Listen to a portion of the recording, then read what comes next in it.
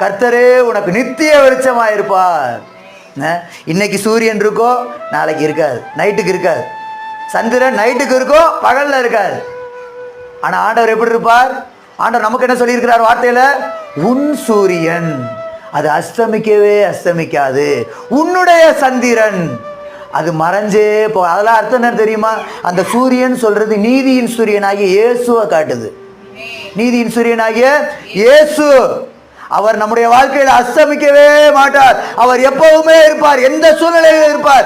எங்கன கண்ணீர் வடிச்சுக்கிட்டு நின்றுட்டு இருந்தாலும், யாருமே நம்ம கூட இல்லாம எல்லாரும் நம்மளை விட்டு தூர போனாலும், இந்த உலகமே நம்மளை வெறுத்து ஒதுக்கி தள்ளினாலும், நம்மோடு கூட நம்முடைய இயேசு ஒருவர் எப்பவுமே நின்று கொண்டிருப்பார். நம்முடைய சூரியன், நம்முடைய நீதியின் சூரியன், நம்முடைய இயேசு கிறிஸ்து, அவர் எப்பவுமே நம்மோடு கூட இருப்பார். ஹல்லேலூயா.